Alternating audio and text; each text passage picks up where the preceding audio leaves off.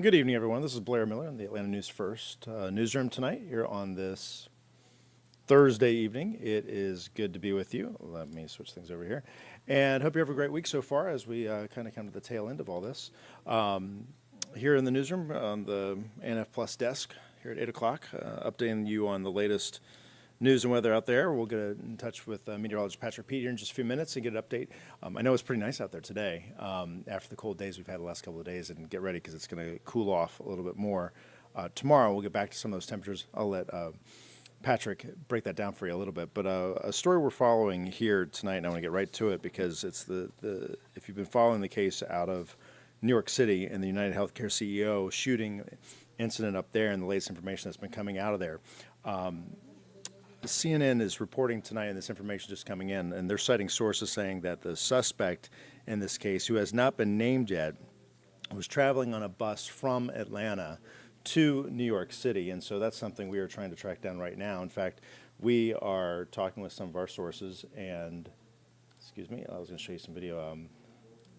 There we go. We've been talking with some of our sources trying to get some information on what they know and what we're learning about all this, and what role law enforcement potentially is playing on this. But as we show you some video here from New York City, and some of the latest information that's been coming out, there's been some new images of a person of interest wanted for questioning over the killing in New York City. NYPD putting out that information and saying they believe the shooter operated in a way that suggested he was an experienced marksman. And this is one of the new pictures that came out today that we've been seeing that gives a little more sense of who they're looking for. The suspected gunman fatally shot United Healthcare CEO Brian Thompson. And again, the latest information we are hearing now from CNN, and they're citing a law enforcement source who's saying the suspect traveled on a bus from Atlanta to New York. Authorities also saying the suspect used a faked New Jersey driver's license to check into an Upper West Side hostel, and that's where some of the new pictures have been coming from out of New York City here today.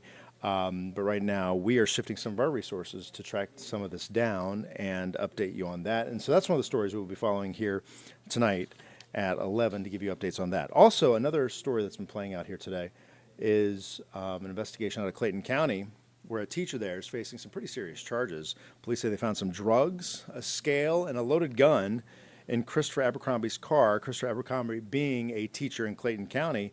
Our Yasmin Alston has been looking into this today and found out more.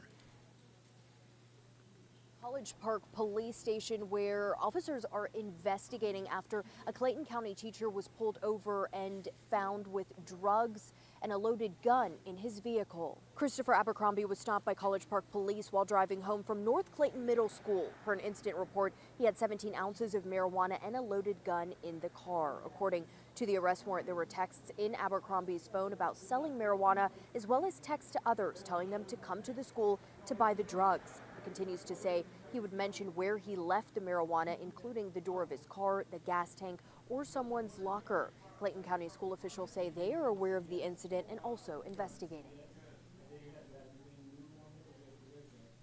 And that coming from our Yasmin Alston, so that will be a story that's developing as well over the next few days, and something we'll be following. So we will be updating all these stories here tonight on Atlanta News First at 10 and 11. Another big story we will be following here tonight and in the overnight hours is what's happening with the weather, and I want to bring in meteorologist Patrick Pete because we're all going to wake up. It sounds like it's cooling off tonight. It's going to be cold in the morning. How are we doing, sir? It's gonna be cold. How cold are we gonna get tomorrow, you think? Real cold. Like what we saw the other day? Yeah. Actually, it's probably gonna even feel a little bit colder than that. Really? Low breeze, wind chill. So definitely gonna need to bundle up tomorrow morning when you're leaving the house. I think all about what the kids need going to school and Yeah. try and put them in gloves and hats and everything is. That's what they need tomorrow. So It's a if they lot don't of like fun it, right now. And I know your son, your youngest son, likes to wear shorts to I know, school. not happening. This is not the weather for that. Good evening, everybody. I hope y'all are having a fantastic. What day of the week is this? Y'all help me out. Thursday. I feel like I haven't been at the desk in days. It's been a while since I've joined you all on our ANF Plus. I miss y'all. We get to have a little bit of fun. It's a loosey-goosey conversation here sometimes, and we can just have an exchange of ideas. Let me pull up YouTube just in case anybody is chatting with me and, having questions or comments, suggestions. Nope, y'all are quiet on YouTube. We're going to let that ride. Let's get into this forecast. We are tracking dry conditions the next couple of days. Unfortunately, temperatures are not the best. We're talking about temperatures being below freezing as we kickstart the morning and struggling to actually rebound in the afternoon, so just be prepared for it. Tomorrow's going to be a cooler day. We're going to only climb into the mid-40s here in the city of Atlanta, and that is going to mean that you're going to need the thicker jackets. You're going to want all of the things to keep you and your friends safe and warm. So we're almost there, guys. If you can give me just about 10 seconds, we can swap our view. There we go. This is the view we'd like to see.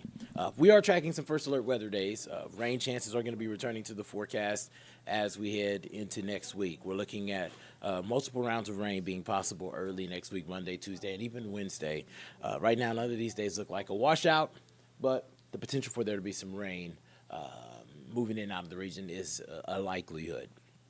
Pretty quiet for us out there right now. That boundary that moved earlier today, gradually dropping those temperatures across the region. You can see that we've already fallen into the 20s in places like Ellijay, low to mid 30s from Canton into Helen, 35 right now in Rome, and we're in the low 40s here in Atlanta. So those numbers have been dropping and will continue to fall as we head through the next few hours. Here's where we start off the day tomorrow morning. And if you're out in Bremen, we're talking about 19 degrees for a morning low, 22 out in Wedowee and Roanoke, 23 in Noonan, 24 in Zebulon and Greenville, closer to 27 here in Atlanta. But if you're in the suburbs, we're looking at 22 in Roswell, Dorville, 23 in Smyrna, 22 in Douglasville, 24 in Conyers and McDonough. It is going to be a cold start. The remote start is going to be your best friend tomorrow morning, I promise. This weather is just not playing. We're going to be closer to 25 degrees for a morning low in Athens, and it gets even colder once you head north. Higher elevations, you get more cooling there. Temperatures falling to the teens in places like Blue Ridge and Blairsville, Hiawassee, Hayesville, North Carolina, dipping to 15. So those are actual temperatures. Wind chills in some of those places could be in single digits for a couple of hours. So I know y'all not ready for it, but we are here in the month of December. This is what is supposed to happen. We're supposed to get mild days. We're supposed to get cold days, and that's what Mother Nature is giving us. Sunshine tomorrow afternoon, but as I mentioned, I'm not expecting much of a warm-up. We'll get into the upper 30s around lunchtime, flirting with 40 degrees by the time your lunch break's over. We'll get into the mid-40s for a couple of hours, and then it's back into cooler territory. It's Friday night, and if you plan on feeling all right, you better have on a nice thick jacket. If you're going to check out the Hawks and the Lakers, tip-offs at 7:30, and we're already going to be in the 30s, and those numbers dip even further through the evening. So just plan on it being a cold night. The weekend does trend a little bit milder. I think Sunday's going to be the weekend winner, although it's going to be cloudy. It'll be a little bit warmer. We'll get into the low 60s. We're watching rain chances that are going to be building back in as early as Monday morning. Now, a lot of the guidance is hinting that the bulk of this rain moves in late morning through the afternoon and pushes out of the area as we head into the evening. There will be straggler showers here because I think this boundary is going to stall out. And what we're going to end up seeing is that multiple low-pressure systems just kind of like pulse in and out of the region. And that's just going to bring us multiple rounds of rain heading into your Tuesday and Wednesday. And that's why we've extended the weather days Tuesday and Wednesday because we just expect for it to just be unsettled, generally unsettled all 3 days. Rain is going to be likely. Temperatures eventually trend cooler as we head towards Wednesday evening, and then we eventually start off Thursday with some sunshine near freezing and only climb back into the 40s. So a nice little stretch of weather the next couple of days that's dry, and then obviously the rain moves in. If you can deal with the cold tomorrow, you're actually kind of winning. All right, I'm going to leave y'all with this 7-day forecast so that you can plan ahead. And then, of course, if you're interested in catching up on the latest on the forecast, we'll have some new data on the rain, timing Monday. I'll be breaking that down on Peachtree TV at 10 and also on Atlanta News First at 11.